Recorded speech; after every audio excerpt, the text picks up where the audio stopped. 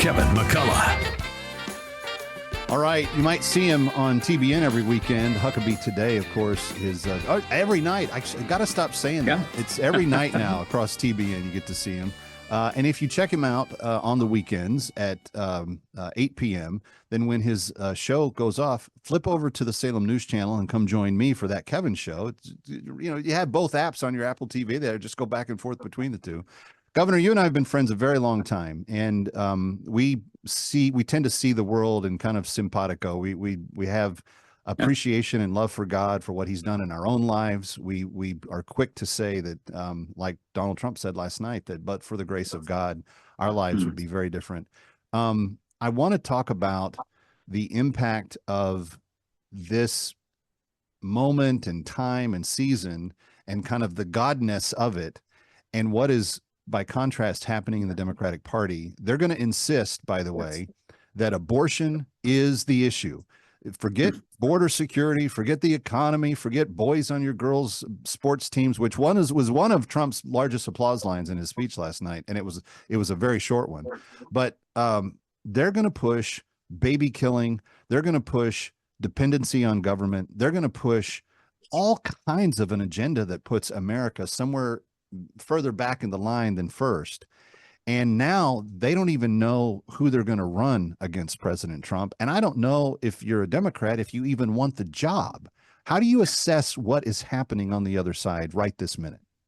Well, they have imploded, and it's in part because they pretended that Joe Biden was just fine. He was at the top of his game, sharpest he's ever been.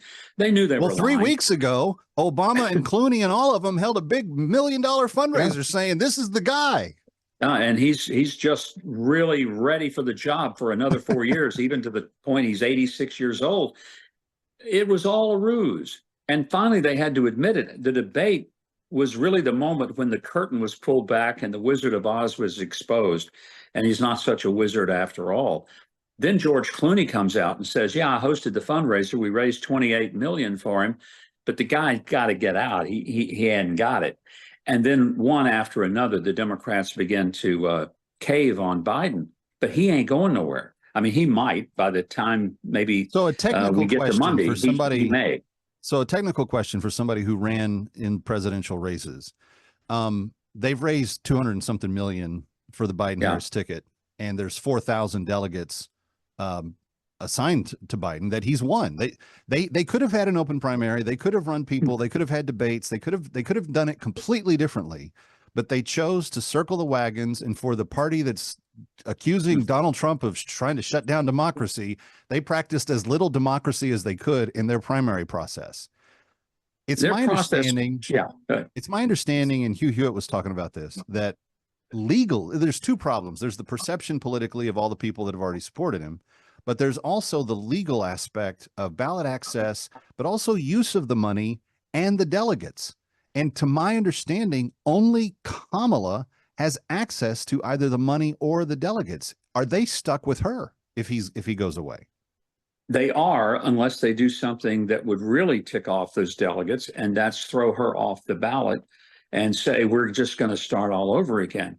But here's the problem they also have, and you mentioned it. No one but Kamala could use the $220+ million they've collected. Now, realistically, the Democrats, they would get the money. There's enough leftists in Silicon Valley, Hollywood, the Washington establishment, and New York financial community. They raise the money, but they would leave $220 million on the table. But the other thing they would leave on the table would be the feelings of 4,000 delegates who were committed to Joe Biden. And then they're going to be told, no, forget you. We don't care. And I think that results in a complete melee at the Democrat National Convention in Chicago.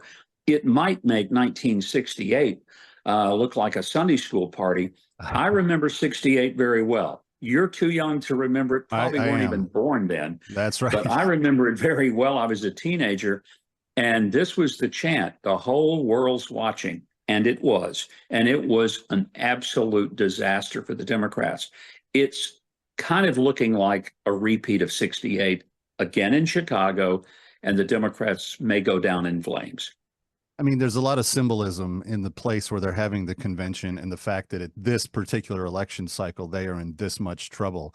But you can't get past the idea that for those that have been preaching the Trump's going to destroy democracy over and over again, and that's become one of the major memes of Joy Reid and Jen Psaki and all the rest of them that had fake coverage of. They didn't even go to. Did you hear this? They didn't even go to Milwaukee. Yeah. They did a green screen in New York with a camera feed. I mean, it's about as when Donald Trump uses the term fake news and people, said, well, that's not fair. It's not only fair, it's about as accurate as it can get. Stick around for more of That Kevin. Next, That Kevin Show with Kevin McCullough.